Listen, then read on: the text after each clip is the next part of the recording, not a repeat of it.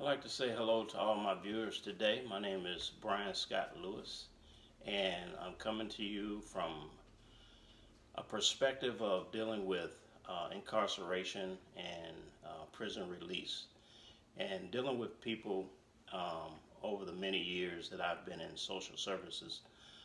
I've come across a lot of individuals that have had a lot of issues with the system, with the prison system, with the judicial system, and with state's attorney offices and things of those natures.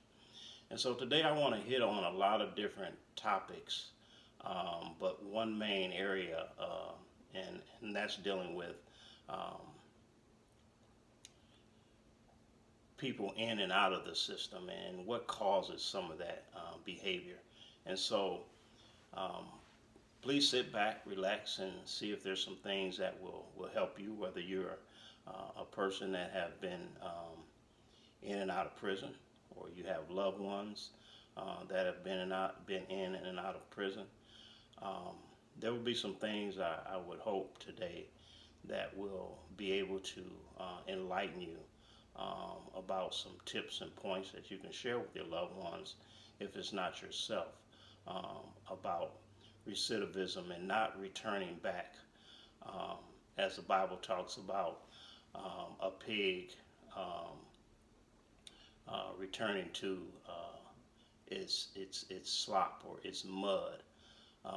You don't want to get cleaned up after many years and return back to your vomit.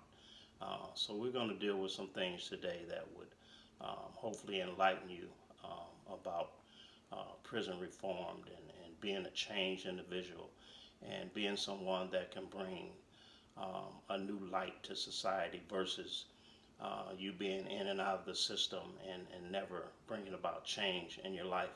Because one of the things that they say about people who continue to make the same mistakes is that's insanity. And what we don't want you to do is continuously create insanity in your life or live in insanity and make um, split decisions for things that don't pertain to bettering your life. You don't want to make a permanent decision for a temporary problem. And most times when people go to prison, they're not, it's not a life sentence if you haven't committed murder and that wasn't what your sentence presented to you.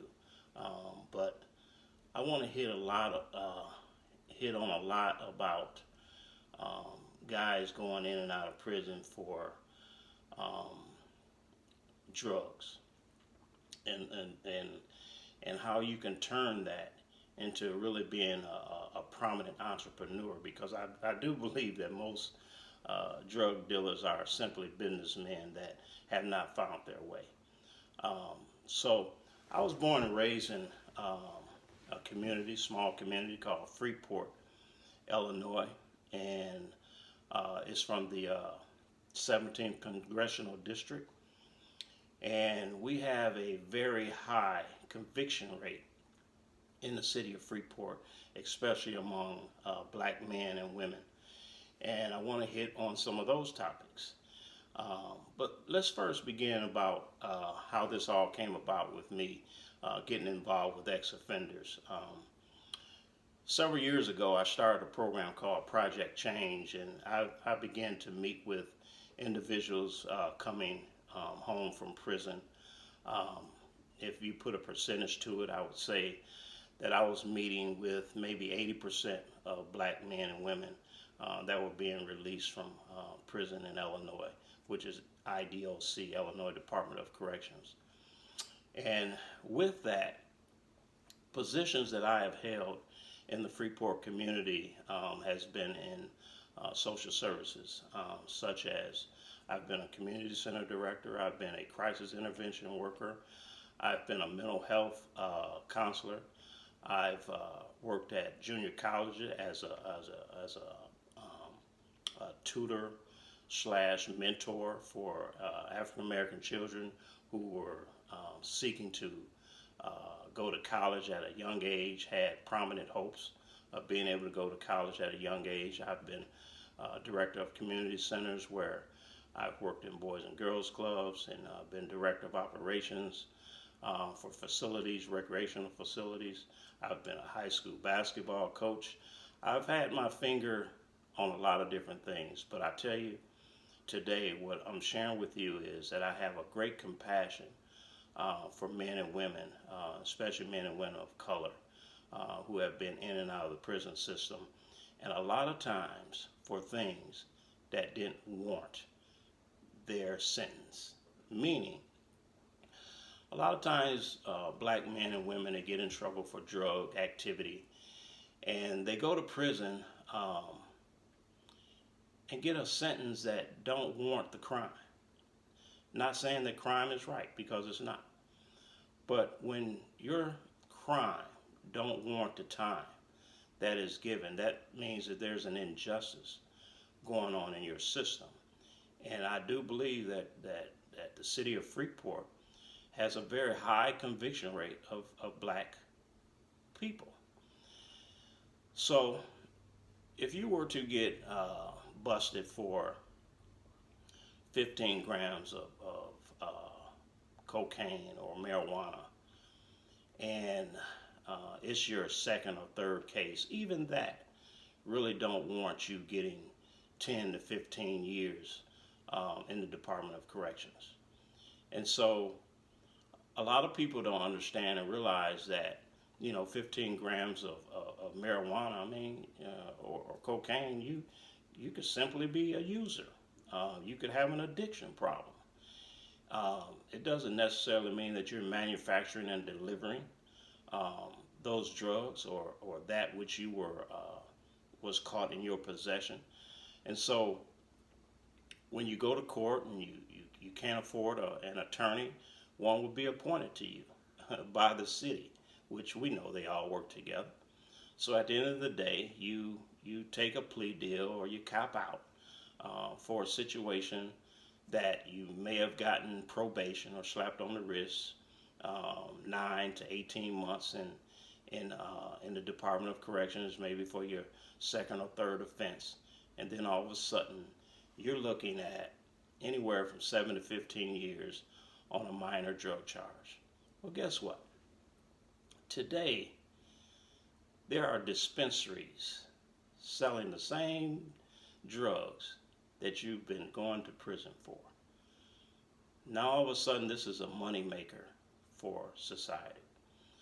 Most states have begun to accept making marijuana legal.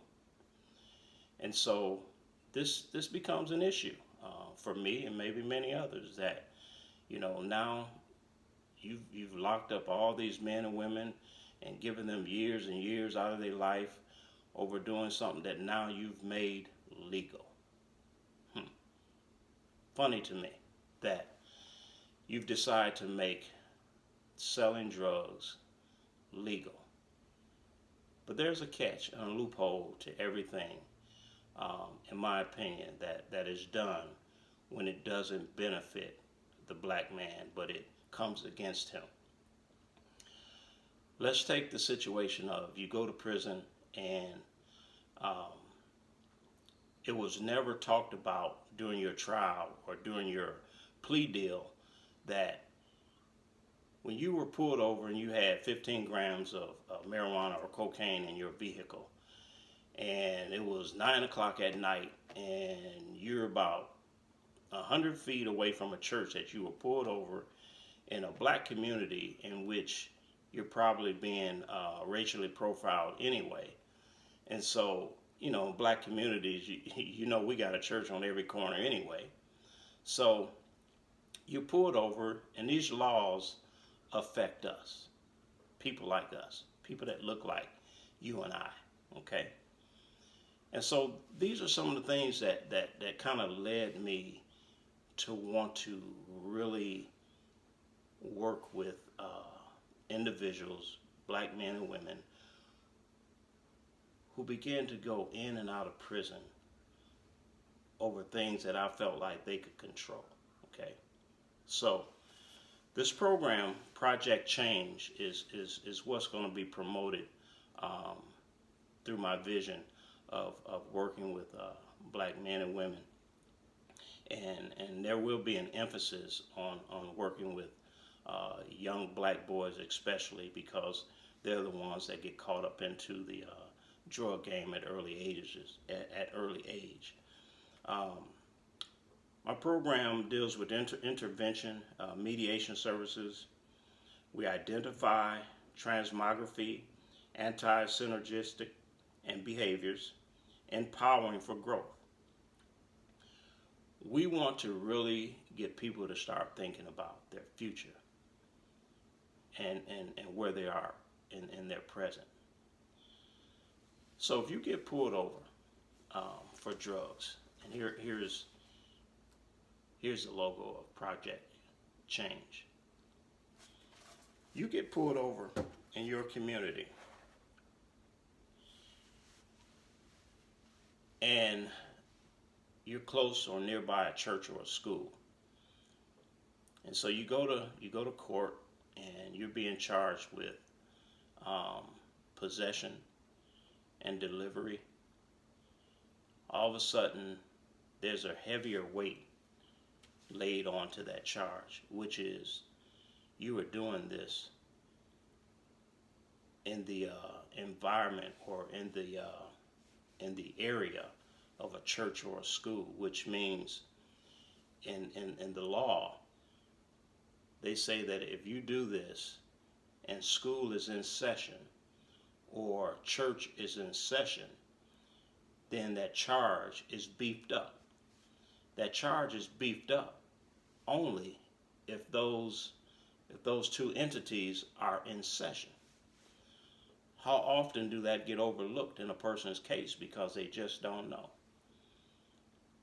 Well, we know school is not open at 9 o'clock at night, but they get charged for it. And we know that in black communities, churches are not going on at 10 o'clock in the morning or 5 o'clock in the morning, but they get charged for it. And so there's scenarios to where I believe that, certain racial profiling happens and people get busted, and drug cases and drug busts happen at certain times because they fit it to make it fit your crime. But let's move on from that. So that's one thing I do want the black community to understand. But let's move on from that. I know many individuals over my lifespan that have been locked up. Some of my closest friends have been locked up. And one of the things that strikes me is that I'm an individual, I'm a person that grew up with a family of 10 and 6 brothers, counting myself, and 4 sisters. And so my thing is this. I was number 9 out of 10 kids. I didn't want to be a drug dealer, I didn't want to be anything more than a basketball player. And I had a loving family. Came from a 2-parent home. And I had older brothers who were in the drug game. Had older brothers who got hooked on drugs. And so it increased my compassion and my capacity as I got older, what type of life I wanted for myself. And so seeing brothers, biological brothers, go in and out of prison and be drug dealers, and a couple brothers get addicted to drugs, and I can say to this day that both of those things are removed from my family, meaning the brothers that I had addicted on drugs and the brothers that I had selling drugs. All that is out of the way now. I mean, we're all older, we're all wiser, we're all smarter, and we all think a whole lot better than what we used to. But I used to always say to myself, I don't want to be like that. I'm going to learn from their mistakes. And I would even say that to my dad. I'm going to learn from their mistakes. And my dad used to say, "Boy, you got some good sense." And he used to always make me feel good when he used to say that to me. He said, "Boy, you got some sense." And it's not to take away from my other brothers, because my other brothers really looked out for me growing up. But I have some close friends, you all, um, that have done many years in the Illinois Department of Corrections. And it's enough years that they've given to where it would blow you away. And there's going to be some one-on-one interviews that I'm going to conduct down the road with some of these individuals that have done. The latest is one of my best friend's brothers just was released from prison about 6 months ago, and he did 41 years, you all. 41 years.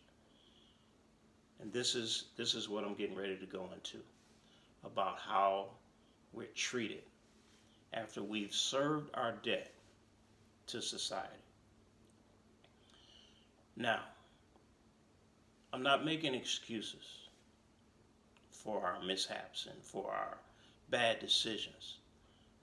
But what I am saying is,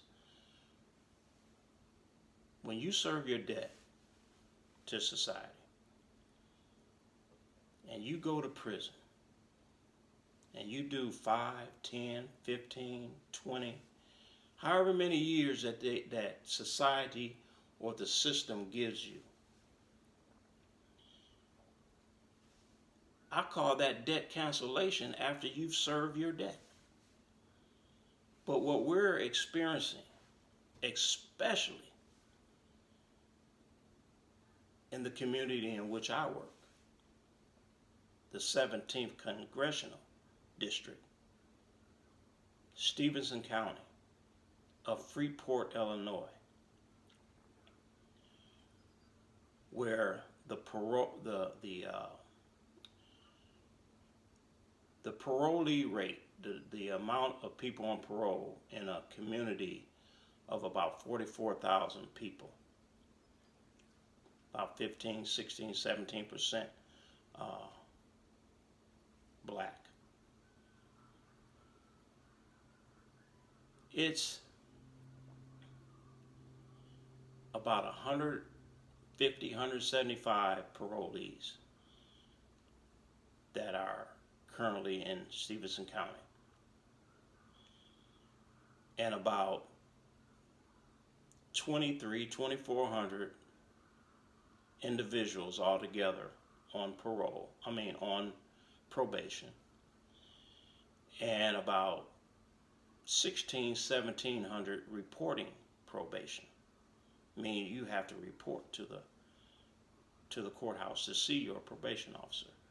Or if you're on a drug drop system, then you will be maybe called in even more regularly, depending on why you're on probation, or what's the stint of your parole. But when my close friend's brother was released after 41 years of imprisonment, we won't talk about the details of that now, because later down the road, he will be one of the individuals that will come on screen with me and interview and talk about his experience. But when you serve 41 years and you're not offered a halfway program or any type of program to help you readapt back into society, then we know that the system is saying you'll be back. There's not much choice. If you don't have a family that will embrace you and help you readapt back to society, it's not, I really don't put that all on the family, because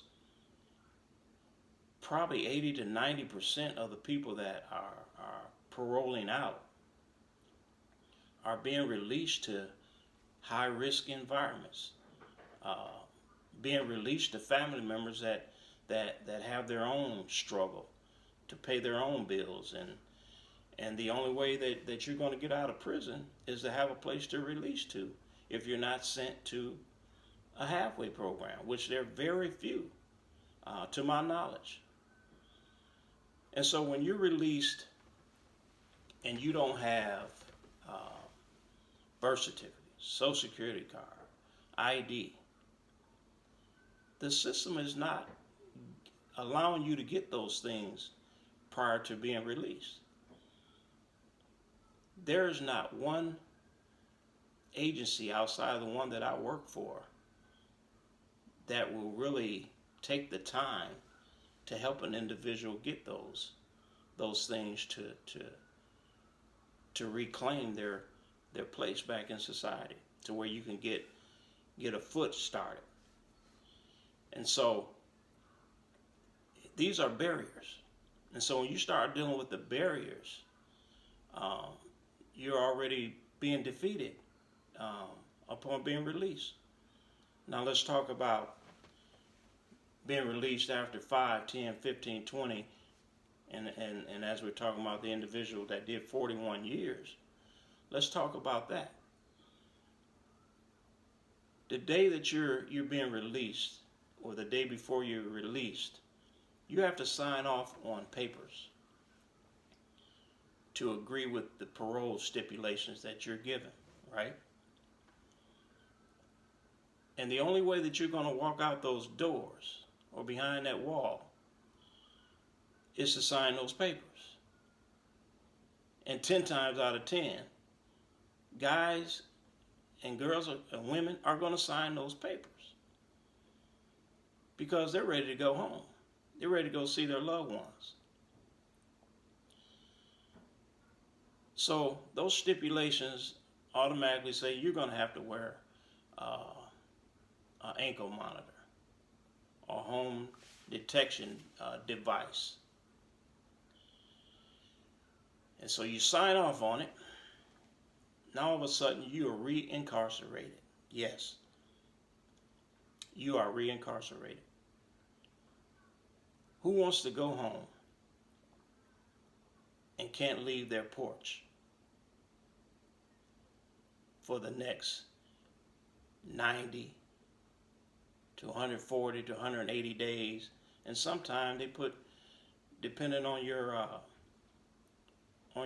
situation, they may put you on 2-3 years parole. So the problem with that is you feel like you're still locked up. You can't go look for a job. You have no money to extend to the family member that's allowing you to stay with them. And they didn't say you could stay forever. They're saying that you could stay till you get on your feet. How do you get on your feet if you can't go look for a job? How do you get on your feet if the employer is saying you're on parole, I don't want to hire you? How do you get on your feet if there's nothing in place in your community to help men and women after incarceration? How do you get on your feet? If you don't know someone, the old saying, it ain't what you know, it's who you know. Well, that's the real deal in Freeport, Illinois. Very few get an opportunity to really turn their life around. So you're home for 2 or 3 weeks. The honeymoon period is over. Your family, they've all seen you, and there's not much that can be changed if you can't navigate trying to go look for a job and better yourself. And I personally know from working with a lot of individuals who have come home from prison, just because the number one thing you're saying is, I'm ready to go to work, you're really not ready to go to work, which leads back to Project Change and talking about dealing with behaviors of things and people. So when you've been locked up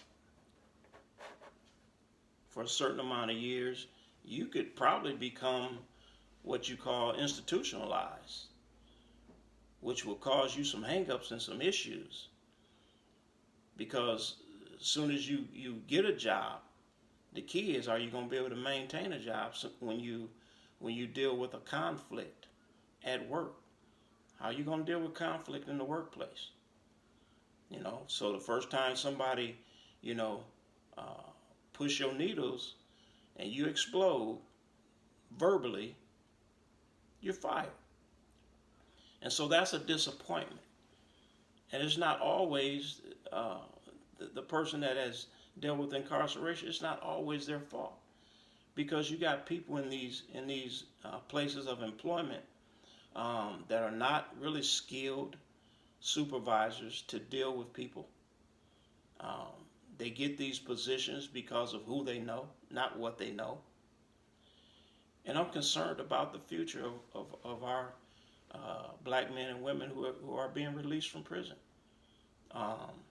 And this is why they recidivize. This is why they go back, because they're not prepared to deal with the perplexed ways of how society treats them after they serve their debt to society. And so you do all this time, and you feel like you're not making any headways after being home for, let's just say now, 4, 5, 6 months, no job has happened.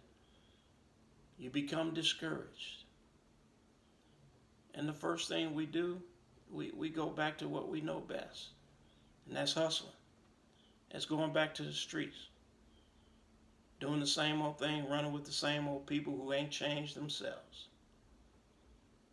And if you want to change, you got to rub elbows with different people that are doing things in your community. Rub elbows with folks that can help give you a better direction, give you a better word. But here's why we deal with some of this negativity. When you're in prison and you come home and I sit down with you, or you stop by my office, everybody knows me. Brian Lewis. Everybody calls me Scott. Everybody knows me in Freeport. I'm going to try to help make a way. But if you don't do your part, then there's no change going to happen. So I say to you, how did you spend your time? What did you do while you were locked up? And if you tell me that you didn't do anything but go in the weight room, which ain't nothing wrong with that, but if you don't do nothing to stimulate the mind, to start doing something with your mind where you can change some of those behaviors, then you wasted valuable time. Because I'm going to tell you something. I'm not a religious man, so don't look at me as a religious man. I'm a spiritual man. I'll give you spiritual insight. I believe strongly in God. But I'm not religious and I'm not traditional, because those things make the Word of God of no effect. You can't get change in your life if you're going to be religious. There was a lot of people back in the Old Testament that was religious people. I'm all about spiritual knowledge and understanding. So if I say to you, how did you spend your time? And you spent no time trying to educate and stimulate your mind in some ways that will challenge you and challenge the behaviors that cause you to be locked up, then you wasted your time. And probably 9 times out of 10, you're going to be one of those individuals that recidivize, because I think the percentages is probably 7 to 8 out of every 10 black men and women that are released from prison return. And that's not good. So if you don't begin to do things to get the mind to go in a different direction, you can't change what your flesh want to do. Because our minds have to dictate what's in our heart. And if there's no balance with change, then change won't happen. You'll continue to make those same mistakes. You'll continue to create insanity in your life because you're doing the same things and expecting new results. Guess what? New results ain't coming. They just ain't coming. And so you go back to what you know, and that's back to the street hustling. And one thing I can say about street hustling is this.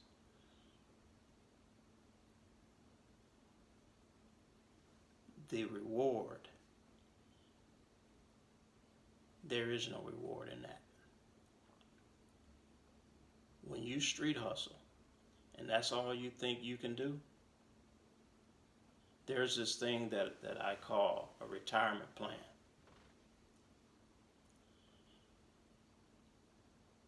There's no pension when you're a street hustler.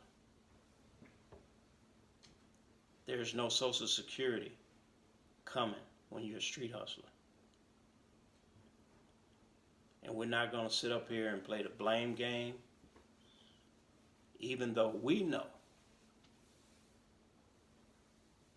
that the system ain't fair. All you have to do is make up your mind that you want to be that individual that's going in a better, in a more positive direction when you come home. Don't keep putting that weight on your family to take care of you while you're locked up. Our struggle is hard enough out here without having to take care of you when you go to prison. Prison ain't gonna change. If you keep going back, I'm gonna have to start thinking like Granddaddy used to say, boy, you must got a girlfriend in there. You don't want to keep doing that. I'm going to be bringing you some information in weeks to come that I hope that you will prescribe and listen to some of the things that I'm going to be sharing with you. I believe that they're really going to be enlightened to help us be better people. There are some spiritual mentors and preachers that I would like for you to take the time to listen to when you go on YouTube. One person in particular, by the name of Pastor Keon Henderson, out of Houston, Texas, Lighthouse Church. I give a shout out to him. I think he's awesome. I think he has an end time word for men and women, boys and girls alike. And I really believe that people like him we need to listen to when it comes to spiritual knowledge. I give a shout out to Charlemagne the God. I think the Breakfast Club is one of the most awesome podcasts that I've heard that bring on enlightening people to their show to talk about the ills and the wills of what's going on in our society. I just want you to start stimulating your mind. And I want you to remember that my wife and I, who is my number one supporter, wants you to have a better life. I want you to really think about what you can do to be a impact in society versus a reject. You don't have to be a reject. God put us all down here for a reason. And it's time for us to do what we need to do. This COVID-19, what's happening in society today, the isolation that we're under, we better wake up. We all know, the scripture in 2 Chronicles 7:14 says, if my people, which are called by my name, would humble themselves and pray and seek my face and turn from their wicked way, then will I forgive their sin and heal their land. God is talking to people that say that they believe in him, they trust him, but he's saying that we have wicked ways. We are a special people, ain't no doubt in my mind, because the playing field has never been made equal for blacks. Never. I have more respect for the slaves who got off the ships, where they were pushed off the ships, and turned around and walked back into the water to drown. I have more respect for them than I do these willy-nillys who speak ill of black folk. We don't have no time for people like that.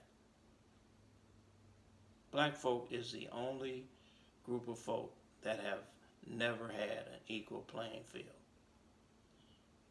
But we have an opportunity, and that opportunity is something that we're going to be talking about in weeks to come. God bless you. Thank you for tuning in. Again, my name is Brian Scott Lewis, and I'm presenting to you Project Change, and we will have some things that will bring about some great knowledge in the near future. God bless you.